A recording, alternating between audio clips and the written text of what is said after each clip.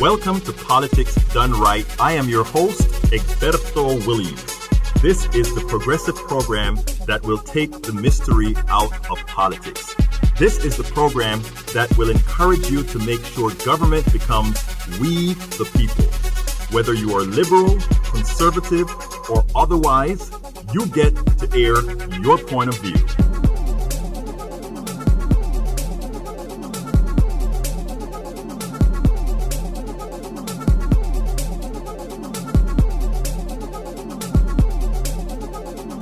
Remember, you can also send me a tweet to EGBERTOWILLIES.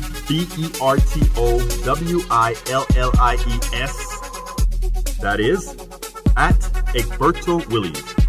Let us engage. It is politics done right. 1, 2, 3, 4.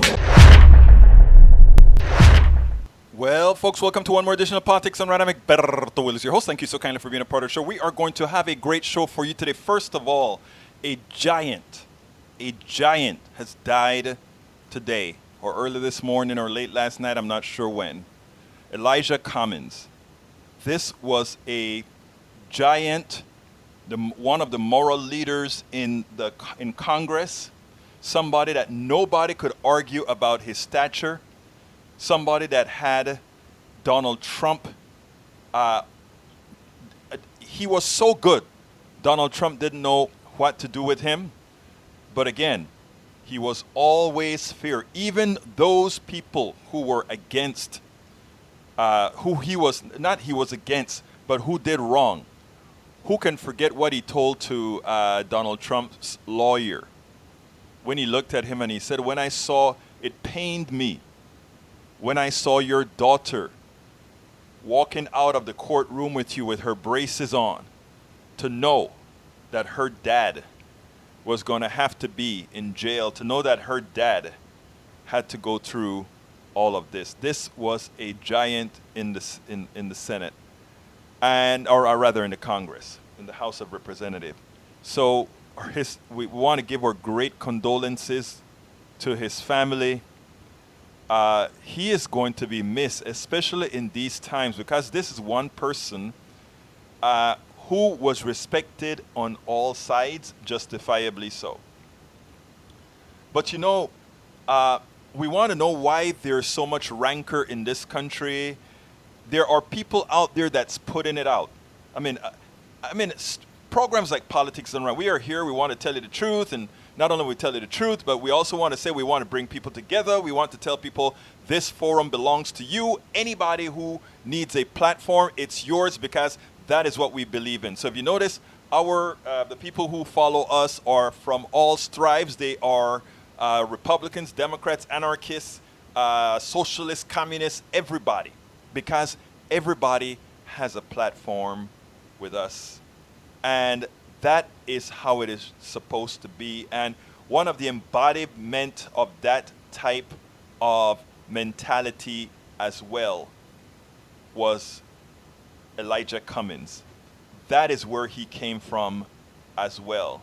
So many of us look up to this guy as being one of the embodiments of goodness, one of the embodiments of folks who want things to happen. That's why when a tweet came up this morning, it kind of hurts, because you see where this is going. So what I want, I had to think twice. Should I play this for you or not? Should I give this an airing or not? A lot of people don't understand the evil that we have by some with respect to everything that is occurring here. And I just want to play you about a minute and a half of a program that just went, they decided to go live today because Elijah Cummings died. And this is what anyway, just listen to this. I've been very troubled by the tenor of Washington, D.C. over the last few months, and I'm just going to say it like I feel it this morning, and that's just called the Mac Files for that reason. I guess I can say it because it's my show. Look, I want to just say up front, our prayers go to the Cummings family this morning on this death. Heaven takes no pleasure no pleasure in the death of the wicked. It takes no pleasure in any kind of situation where a person dies. I'm going to tell you this, though.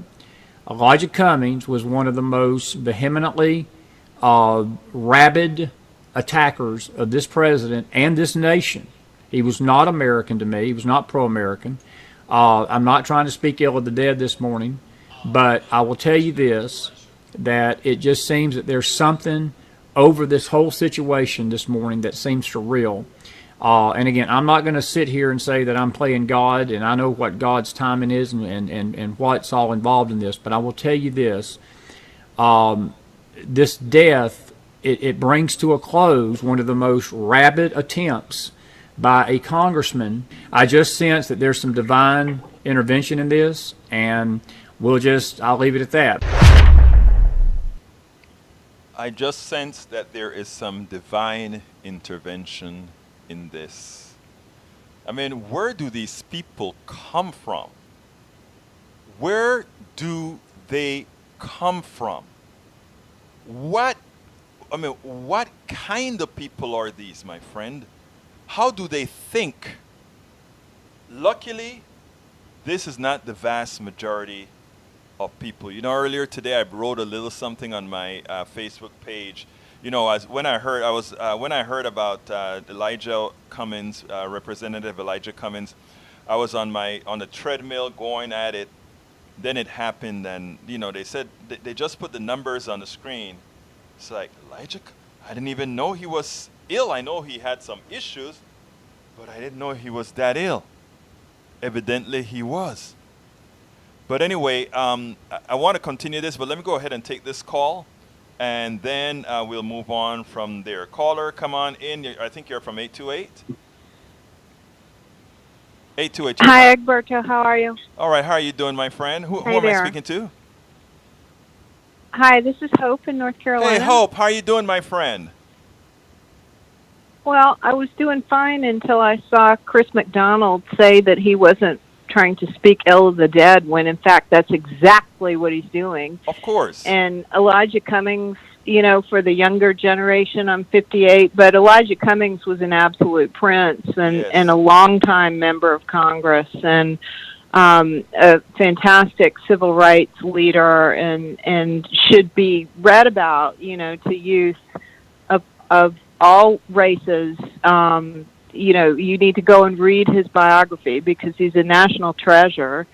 And this sickens me. And it also reminds me, you know, not to throw sauce on the Grahams because, you know, I recognize the contribution of the Graham family to the world. But recently there was a real big problem in Asheville with Franklin Graham coming in to preach about different things to a Trump rally, a conservative rally here in Asheville about, you know, saying that the environment, you know, that we're in the end days and the end days are going to come. And I feel like that's a huge injustice upon me because, you know, the CO2 problem is correctable.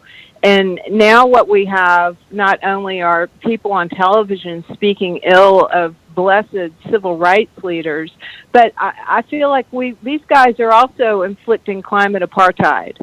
Okay, and it makes me absolutely sick. You know, I love the term that you used right there, climate apartheid, because I mean that is exactly what's going on. And you know what is a shameful, Hope? The plutocracy has engaged the evangelicals to do their dirty work. And since evangelicals only have to work off of faith and science is immaterial, they can push them and turn them wherever they want. These are good people. These are good people, Hope, that in following their the shepherd is misleading the flock, Hope. The shepherd is misleading the flock, and that's where we're at today. I agree, and I think they missed the cue. I don't mean to take away from your discussion about dear Mr. Cummings, and so we need to focus on that. But If you want to ask an opinion on what God would think about what we've done to the environment, I don't think he would be real pleased on it. Absolutely But not. I think he'd be really pleased if we, for once, could all stop pointing fingers and get along and just fix it. And they seem to miss the message with that, because they're all about power and money and misogyny, and it makes me sick. Hope, there is let me tell you, we are going to, like I tell you, I do have a lot of hope. I am not sitting back thinking that it's all over. So hang in there. We're going to get it done, my friend, okay? Okay, well, let's do it in the name of dear Mr. Cummings, because that's a huge loss. Absolutely. It's a loss to the world. It's a loss to my generation. And thank you for doing this. And you have a great afternoon. You too, Hope. Thank you. And you have a wonderful day out there in good old South Carolina. All right. Thanks, son. Bye-bye. Okay, folks. Continuing with the show, that was Hope. Hope makes so much sense. Anyhow, folks, continuing, one of our, what's his name, came on the show earlier today, not on the show, on MSNBC, and he categorized exactly what's happening with the president perfectly. And I want to play this for you real quickly, and then we'll move on from there. We are in a different place than we were 24 hours ago, but I suspect that over the next 48 hours, we will be in a different place as well.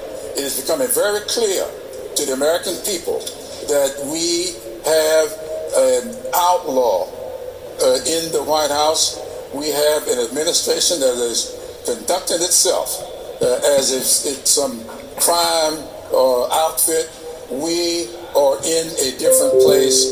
The soul of this great country is at stake, and I am hopeful that our Republican colleagues on these committees will begin to ask the right kinds of questions and stop trying to defend this lawlessness that is taking place in this administration. Absolutely so. The lawlessness that's occurring in this administration. Let me tell you something, folks.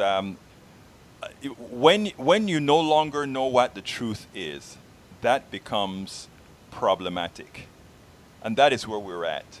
We're working from a space now where the truth is relative, where the truth has little value to some, and where they're bending the truth in such a manner that it makes it quite difficult for folks to know what's up or down. The president, as you know, went into a meltdown yesterday when he met with Democrats. Both Democrats and Republicans alike condemned him for what occurred inside of Turkey and Syria.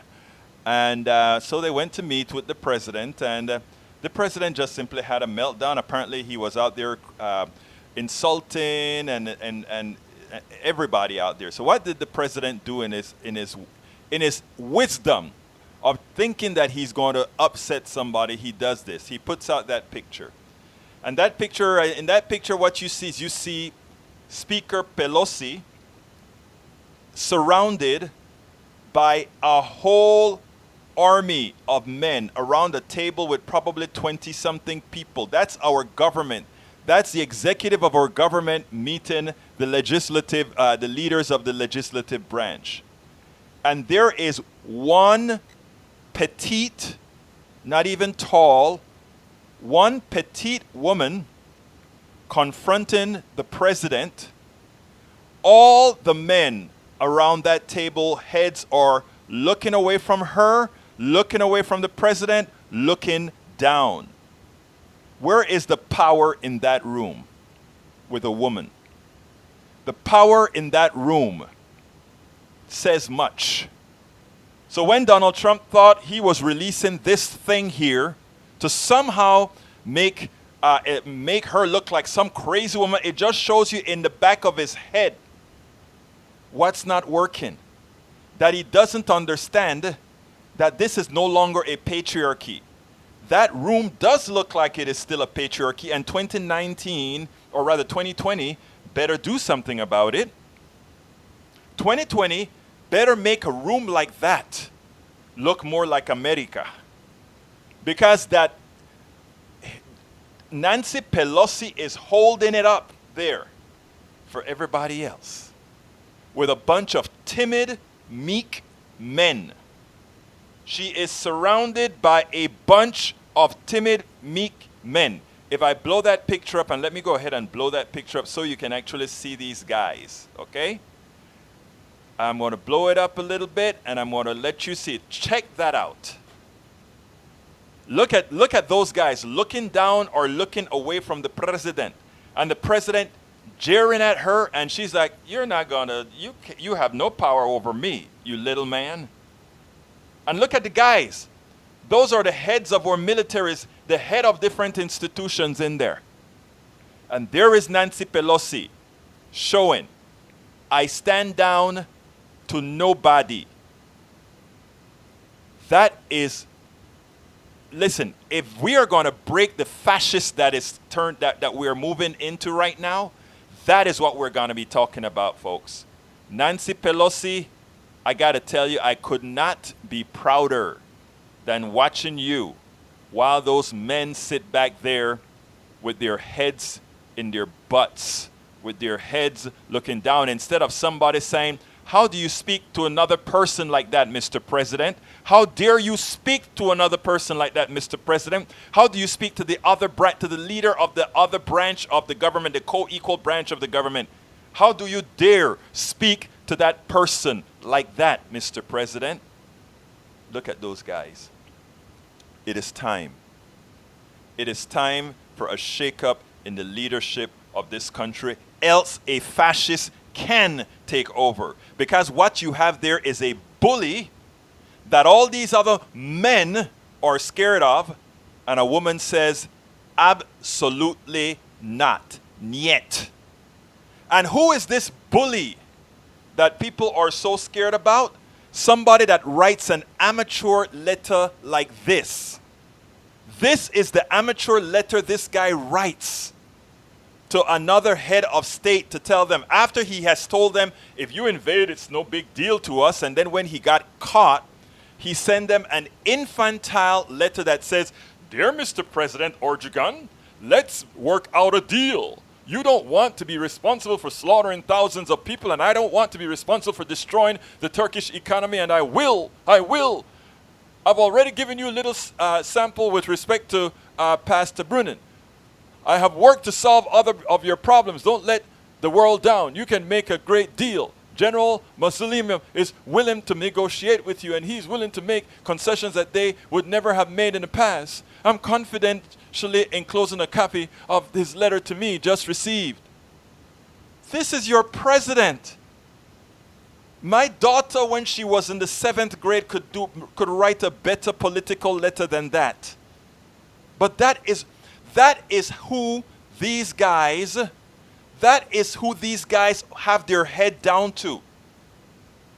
Brothers and sisters, what is going on in America when we have a dummy? And I hate to I use those words infrequently on my show. How dare us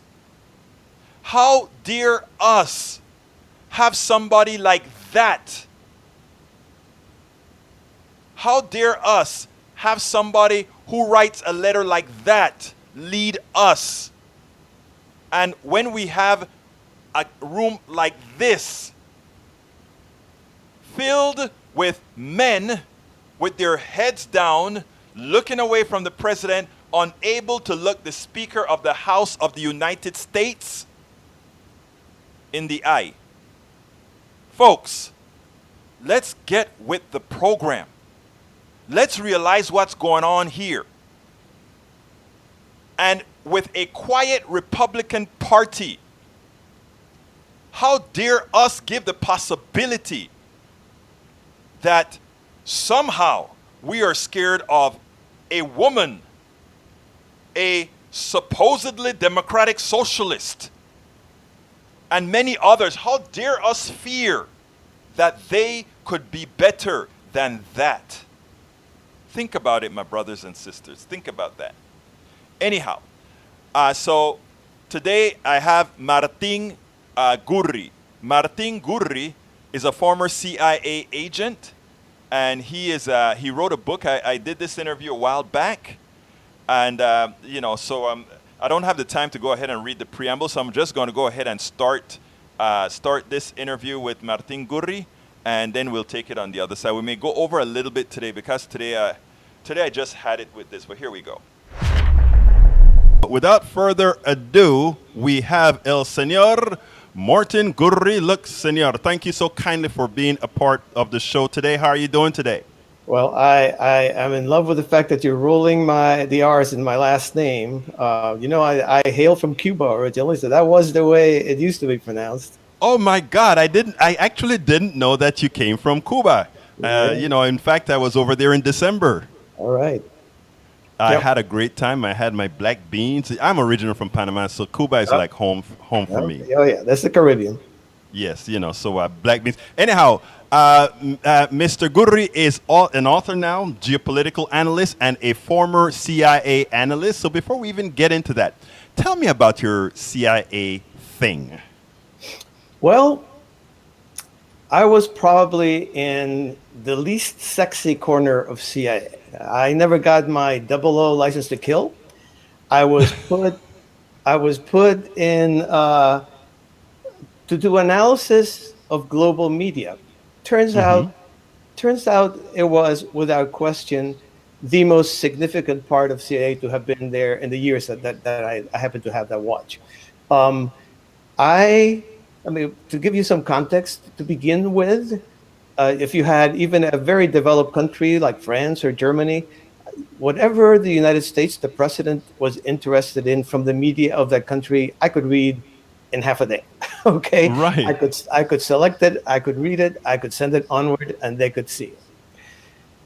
Suddenly in the 90s, things got a little hairy. First, everybody talks about the internet. First, it was television. Television started to proliferate all over the world because it became kind of a status symbol for countries to have many, many channels. And suddenly we're thinking, well, what are we watching? And then came the OOs. Then came the digital tide, okay? And I can't begin to tell you what it was like to be watching this tsunami of information just sweep over the world and watching all the political turmoil behind it. So there seemed to be a very direct connection between the amount of information that people had access to and the fact that, for example, you had the Arab Spring, you had governments that had stood solid, dictators that had stood solid for 30 years, gone in 2 weeks. And when you look at information in terms of volume, let me just take you back in past to like from the cave paintings to say the year 2000, information grew in a very slow, stately, gradual manner. Then things went crazy. Things just went crazy.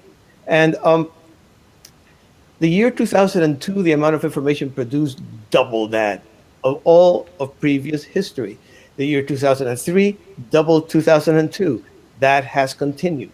If you take that trend and chart it, you have that gigantic wave, that tsunami. Right. That chart, I hope you got as far in the book as to have seen. That chart is in the book.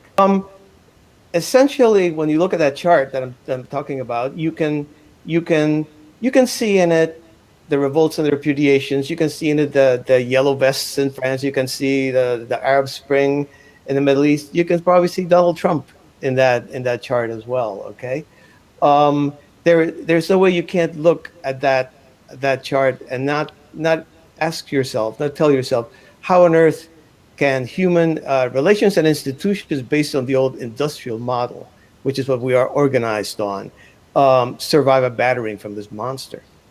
Right. I noticed there is a portion where you talked about the duality. There is an industrial model, and then there's that other model. I don't remember what you called that other model. The digital model. Right. How do we mitigate that? How do we merge the two?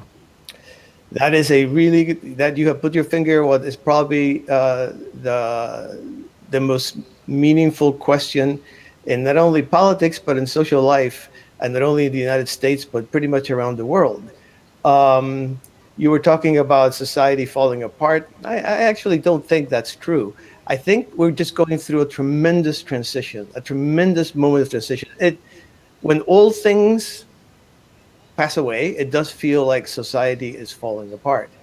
I think what that tide of information did is it swept by these institutions that are very top down, very hierarchical, very bureaucratic, very slow moving, and the elites that run these institutions. So we can talk about them in a bit if you want, and has left them completely stripped of legitimacy and of authority, because in essence, what kept those institutions authoritative was the fact that for many, many years, and I'm old enough to remember this, okay? I mean, my youthful good looks, don't be fooled. Um, that in the olden days, if you were the government, you sat on a pot of information that nobody had access to. If you were a Walter Cronkite, you had CBS News behind you. Nobody else could touch that. Today, all those pots are broken, and then there's this enormous flood of non-institutional information just flowing around these institutions. So every mistake they make is out in the open and magnified. The public, which you can talk about too if you want, has gained a voice. The public did not used to exist. We were all part of the mass audience. We listened. Now the public, if anything, we have trouble shutting it up, right? I mean, everybody's got an opinion. So I think we have this conflict between a network public, a digital universe, a digital social and commercial culture. I mean, you can get a date literally at the speed of light. I can buy a car also with a click of the mouse. But if I want, for example, a driver's license, it takes me hours. And if I want a passport, it takes me weeks. And if I want a building permit, it takes me probably years.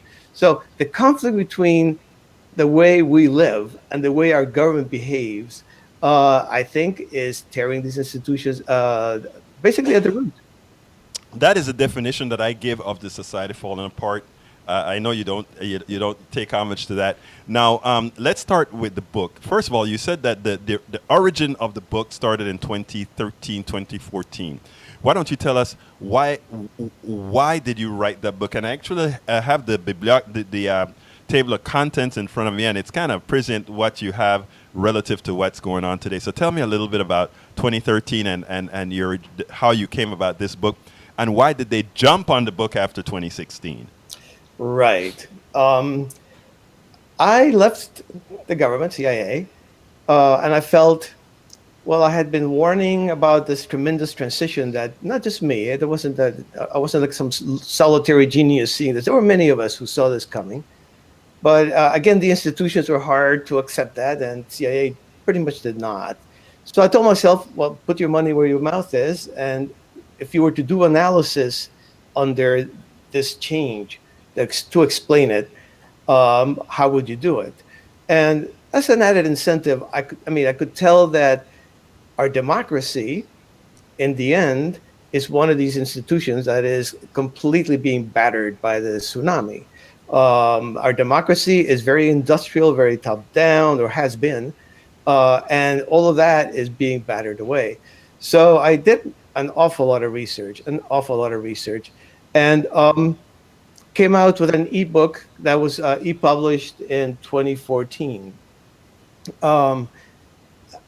When 2016 came around, and it actually gained an audience. I won't say that it fell without a trace. It gained an audience. But when 2014 came around and Mr. Trump appeared on the scene, everybody somehow turned over. There was just a fairly large crowd that said, oh my gosh, that little book of Martin Gurri's called this one.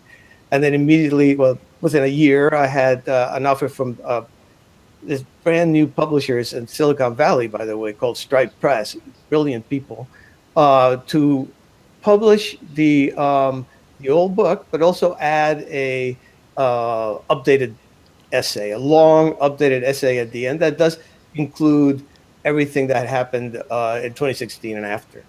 Okay, so what do you mean by what is your thesis? Okay, baldly stated, the crisis of the revolt of the public is a conflict, a collision between information wielded by ordinary people and power represented by the elites who run all those institutions we have inherited from the industrial world.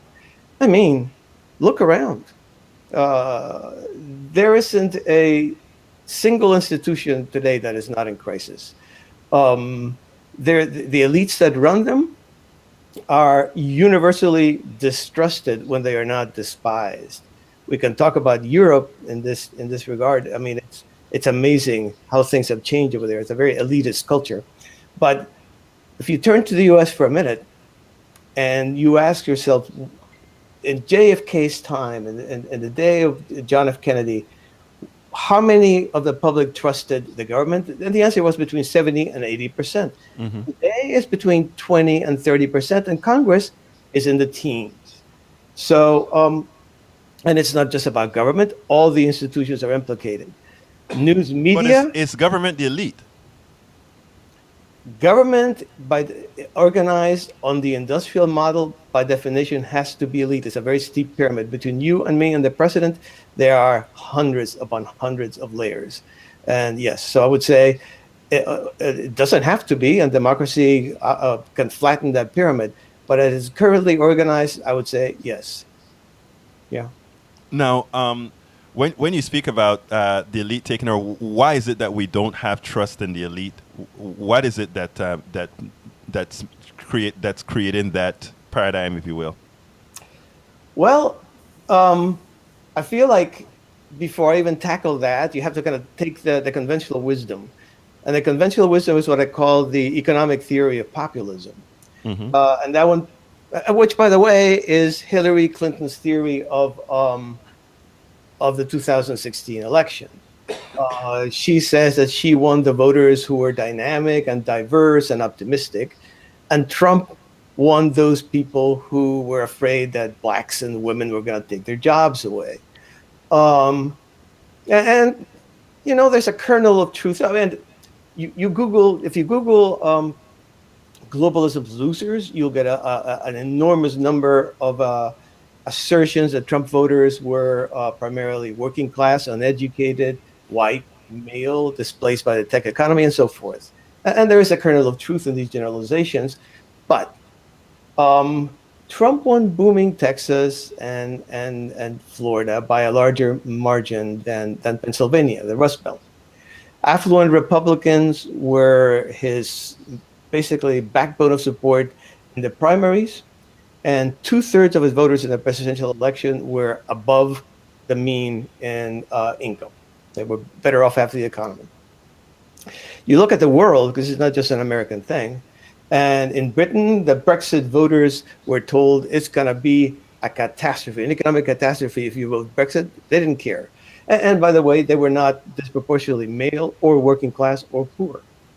In Italy, if you want to talk populism, they have a populist government. The poor South voted for a populist party, but the rich North voted for another.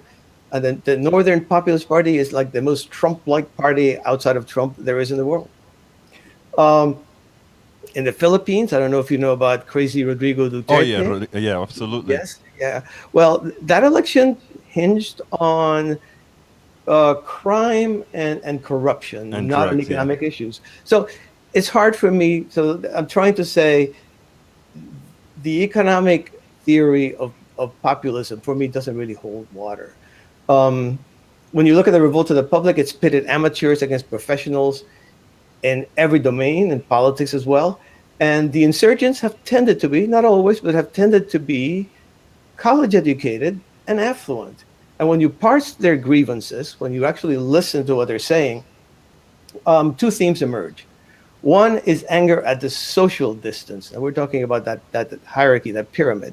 At the social distance between the public and the elites, which contradicts the democratic spirit. I don't know where you are physically, but if you come here to Washington, if you want to go into any federal building, you have to run a gamut of guards and metal detecting machines, and before you even enter into where the government elites are actually doing their work. The second theme is a universal perception of failure, and I think this is a very strong thing. And actually, it's debatable, but I think it's as a perception, it's universal, and it's always interpreted as corruption rather than incompetence. These are people who, the government, the elites, these are people who basically are furthering their own interests, and they pay attention to the public only now and then to give us a little lecture about diversity or whatever. So I think the conflict is about these political and structural collisions rather than globalization or economics. Okay, so I think you're almost sounding like you're following some of the literature out there that calls it more nativism and these type of issues that have nothing to do with somebody's social status or well-being. I mean, you take a look at the Trump voter, you either have the very poor in Appalachia or you have the very wealthy who, and I understand the very wealthy actually. If you're going to tear down regulations and tear down a lot of these things, for the wealthy, that is great. So they're voting their economic interests. But you're saying that the masses who don't have those personal economies, that somehow the factor is definitely not economic and they know it. And my thing has always been, I think it is economics played in a different key, if you will. But I think you're telling me that you believe economics really have very little to do with it. Well, I am an analyst, and as an analyst, I shy away from saying any one cause is right the only reason, and I shy away from saying any one cause absolutely didn't play into it. Well, of course, there's an economics element into all of this. My sense, and I always try to understand the groups that I'm analyzing from the inside, as opposed to how they are characterized by others. That's always interesting. But what do they think of themselves? And you very rarely get a lot of economic bitching, but you get a lot of why are they so high and mighty? Why I exist? Why aren't you noticing that? Why do you pass all these rules and regulations or whatever, or allow immigration? It works both ways, by the way, because there's a left populism and a right populism. The left populists all say, well, why are you allowing the corporations to run our government? And the right populists say, why are you allowing all these immigrants, all these people into our country? And you see a bizarre unanimity between both sides, the Bernie Sanders and the Donald Trumps, that agree only that the system has failed and the elites who have run it has failed. And the judgment is not a kind one. You tried and failed. The judgment is you're corrupt and self-serving. And honestly, in the age of Harvey Weinstein, it's hard to argue otherwise. Right. Okay. Now tell me, what is the phase change of 2011? Okay. Up until that moment, there had been a lot of talk about how all this information, and that's basically what I had been watching at CIA, had seemed to have a lot of perturbing impact, but there had never been, for example, a government that was seriously challenged by the use of these digital tools, much less overthrown. What happened in 2011 was just astounding, and nobody noticed. That was the thing that drove the little crazies. Nobody noticed. The thread between what we call the Arab Spring, which is really something that happened in very many Arab countries, and in each country had a different sort of trajectory, but in all of them, the fact that the public could use all these means of communication, what I call the information sphere, is not just the internet. It's the information sphere, which includes things like Al Jazeera, for example, in the Middle East, that weren't there before. It created a completely different environment to hold politics under. And when you have a typical example of a man like Hosni Mubarak in his 80s, in a panic, turns off the internet. That his solution to the problem is switch off the internet. So he switched off. He said, I know how to solve this. I'm going back to 1985 or whatever. Of course, it just communicated his panic. It didn't work. So you had what we call the Arab Spring. You had in Spain the Indignados. People may or may not remember them, but they basically gutted the socialist government that was riding high until those demonstrations came along. Okay, and you had the occupiers in the United States, and you had in Israel you had what they call the 10th People Revolt. And Israel is a pretty interesting country because Israel actually economically was doing very, very well. So to me, Israel is a good laboratory example that the economic theory of populism does not explain everything. And they had the 10 people because they wanted cheaper housing in Tel Aviv, and suddenly you had 1 million people on this. I mean, yeah. Wait a minute. Are you trying to claim that let's say Netanyahu would classify himself as a populist as well? No. These were all anti-Netanyahu people. Okay, got it. There were enormous demonstrations against Netanyahu. Had just won like a year before handily a democratic election. All right? But there were 1 million people on the streets in Israel, a country that at that time was maybe 10 million people. I mean, this dwarfed the occupiers. And Netanyahu was forced to backtrack and basically deal. But all these started on Facebook. The Arab Spring, Egypt started on Facebook, and then we could go into how that happened. The Indignados, same. The occupiers, not quite entirely on Facebook, but that was very powerful. So you have this kind of capacity to self-assemble. All right.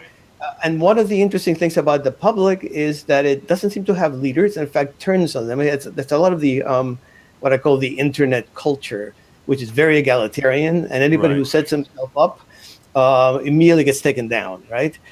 So very few people set themselves up. There's very few people who claim to be leaders. They have no particular ideology. I mean, there's a kind of left and a right populism, but they're very squishy, both of them. They are so their main unifying and energizing factor is that they stand against. They are just against.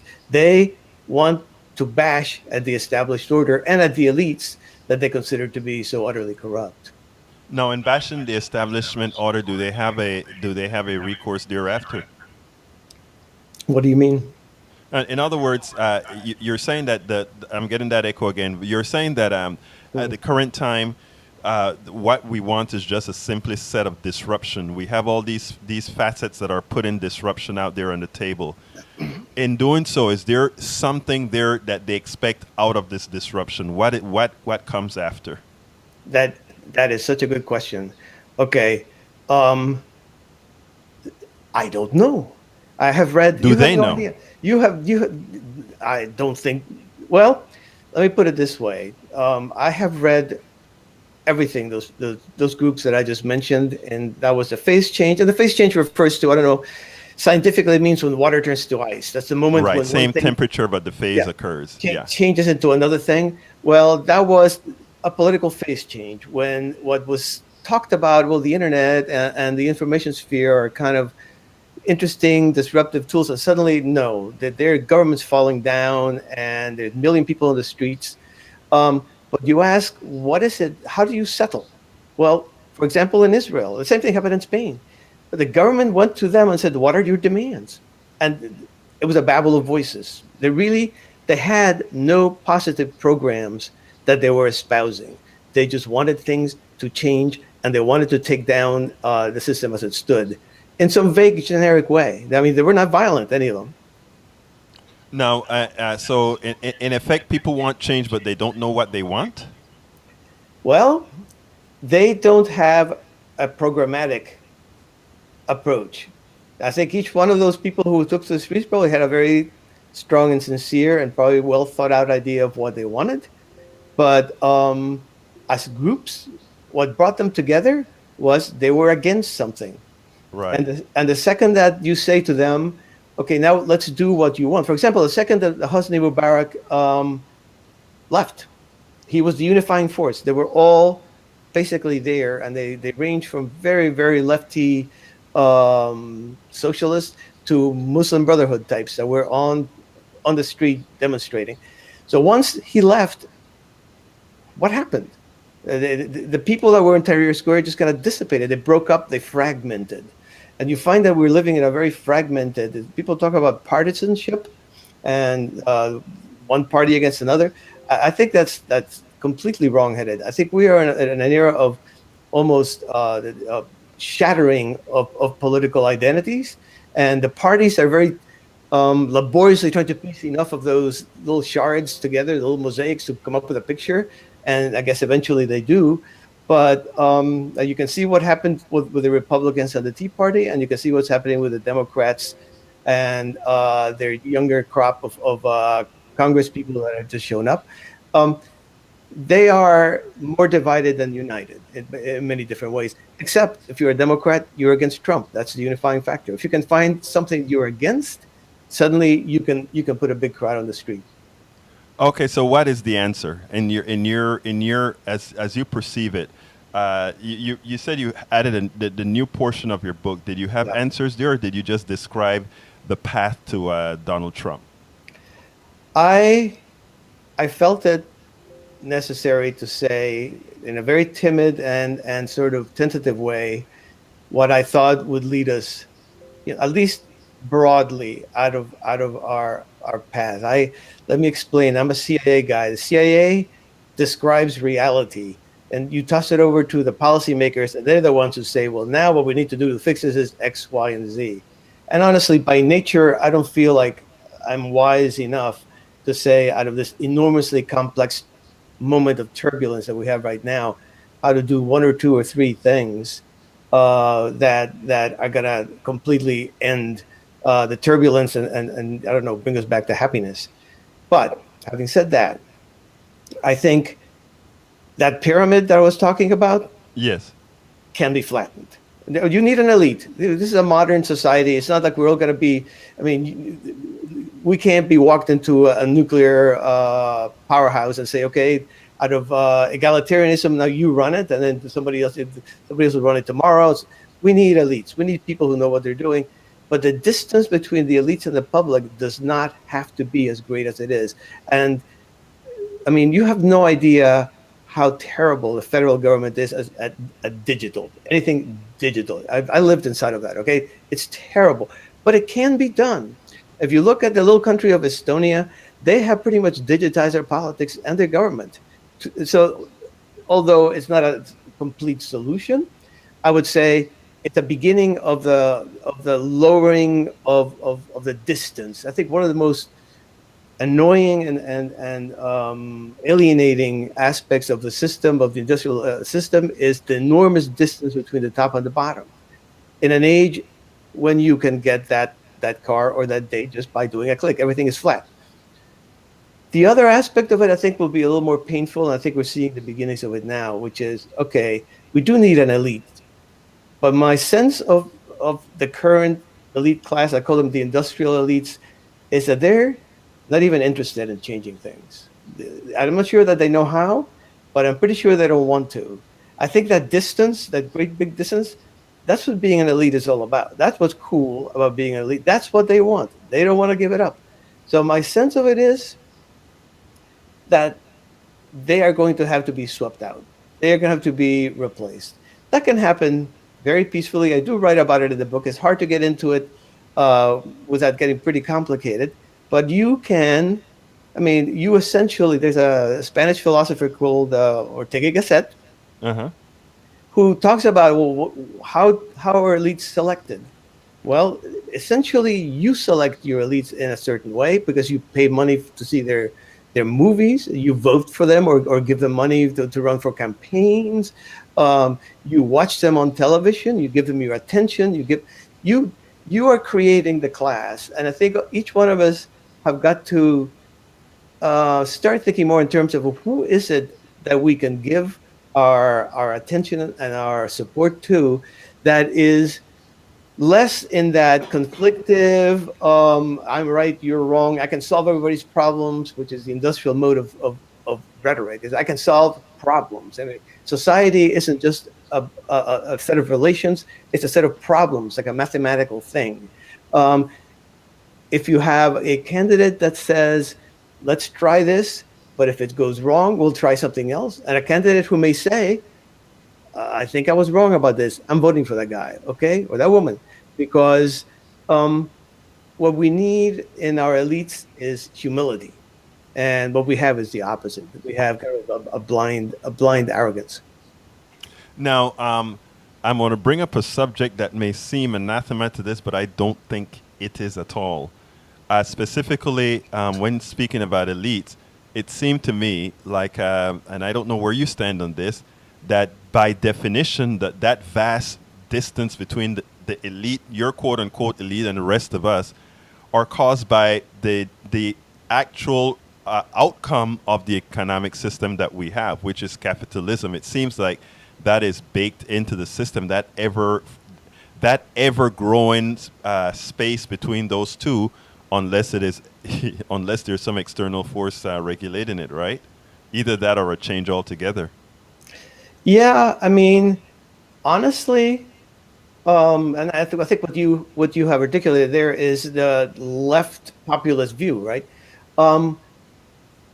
Two things I would say is, again, most of the people who have been leading the revolt of the public are people who have computers, access to Facebook, the ability to be articulate, most of them college educated, many of them employed.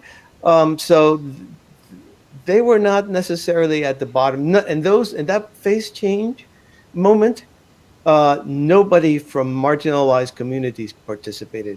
In Israel, for example, it's the Palestinian, the Arabs, the local Arabs, they did not participate. And in the United States, among the occupiers, there were hardly That's any what blacks. I was about to bring up. Yeah, any blacks, hardly any Hispanics. So, number one, yes, there's no question that capitalism creates enormous inequalities, but that doesn't seem to have been what these people were feeling. And number two, what's the alternative? I mean, the weird thing is, and this is when people talk about democracy being in trouble, and I go, yeah, well, I think democracy as we know it is probably in deep trouble, and probably will not be as we know it anymore. But democracy itself, as liberal democracy, representative democracy, I'm just even talking about an ideal, but a process. There are no real challengers out there. I mean, this is not the 1930s. There are no totalitarian ideologies that seem almost church-like that people flock to because there's some kind of salvation from capitalism. Well, isn't the salvation from capitalism some sort of democratic socialism as we see in, let's say, the Scandinavian countries? Yeah, I mean, but I've been to Scandinavia, and the difference between Scandinavia and the United States is minor. Okay, this is true. Yeah, true. So yeah, true. But yeah, but I mean, so you're. I think if we feel that what's happening in Scandinavia is fairly benign and folks are live fairly good lives, I think what you're saying is we're not so far away from being able to have a fairly egalitarian society, not in its absolute form, but one that works for everybody, assuming that we were to scale that here. And tell me where I'm wrong. Well, we have to reconcile that angry public to the system. I think that's the number one thing. And that will not happen. I believe this is the judgment. I think, number one, that's an obvious thing. As my own judgment, that is not going to happen until we get an entirely different elite class. And Agreed. I think it's happening, by the way. And I think a lot of the howls of pain and a lot of the democracy is dying in darkness and all this kind of stuff, I think it's because for the people who have been essentially responsible for managing the great institutions, it's being taken away from their hands. A different crowd is coming in, generational, I think, as much as anything else. And it seems to them like the end of the world as they know it.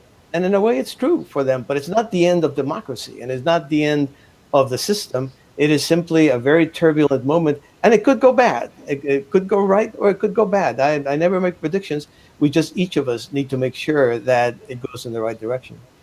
Well, Senor Gurri, please go ahead and tell us a little bit about how folks can learn more about your writings. I know that you have a blog. I also know that your book. Tell them how they can go ahead and get your book. Well, we have your book, the link to your book in our blogs right now, so Great. that everybody can go get your book, which is I have it, and it looks. I haven't completed the book, but it's a great read. So why don't you tell us a little bit about how we can learn more from you?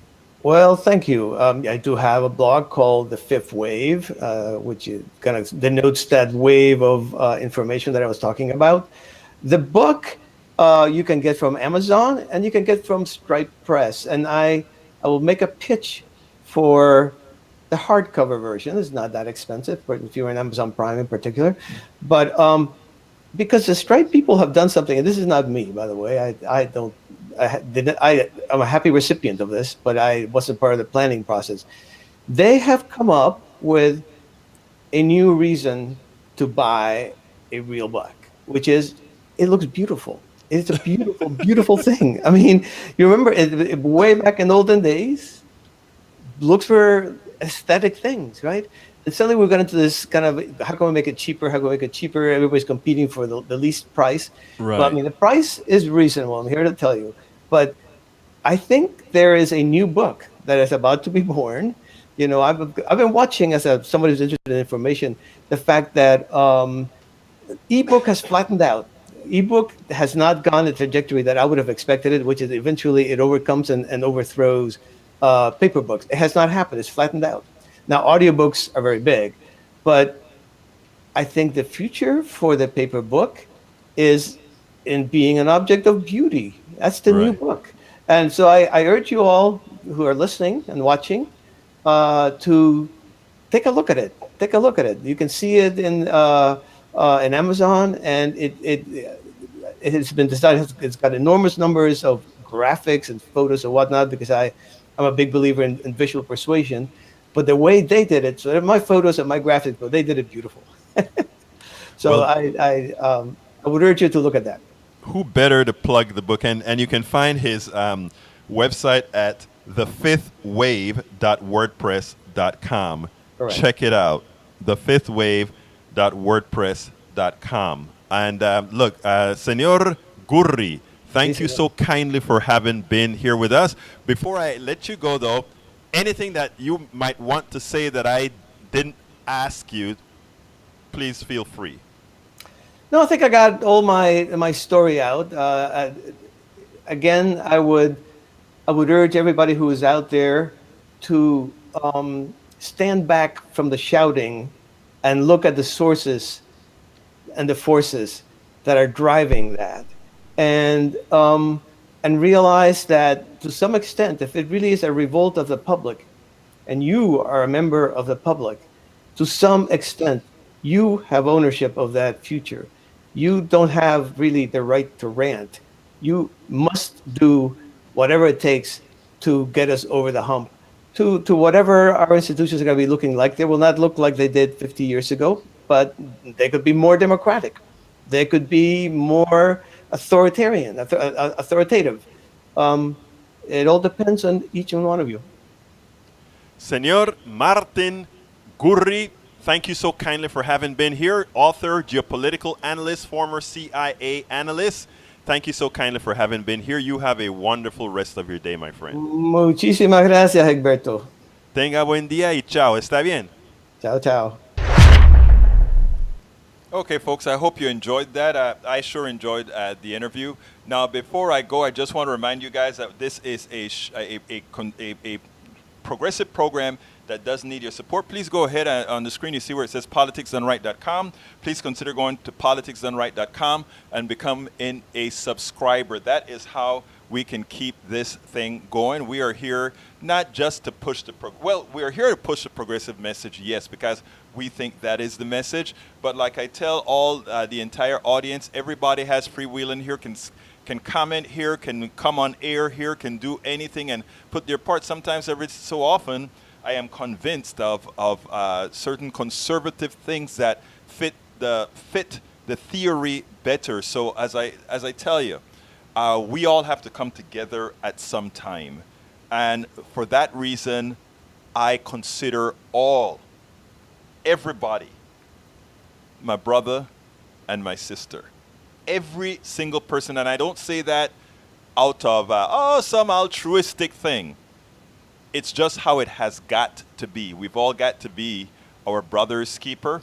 Individualism is really a farce. No one can be an individual. We could never, ever have been individuals. When I say individuals, I mean solely living on our own without the inputs from anybody else. So please, if you believe in a society where we can all get along, if you believe in a society where everybody has their own rights, if you believe in a society that where you can make a difference, join the family. Go to politicsdoneright.com, or you can just go to politicsdoneright.com/join and become a member of our team. My name is Egberto Willies. This is Politics Done Right, and you know how I end this baby. I am what? Out! Welcome to Politics Done Right. I am your host, Egberto Willies. This is the progressive program that will take the mystery out of politics. This is the program that will encourage you to make sure government becomes we the people. Whether you are liberal, conservative, or otherwise, you get to air your point of view.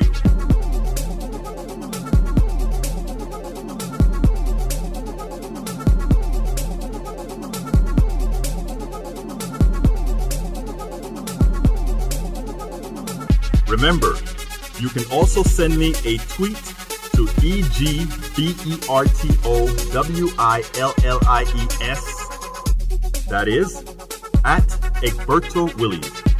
Let us engage. It is Politics Done Right. 1, 2, 3, 4.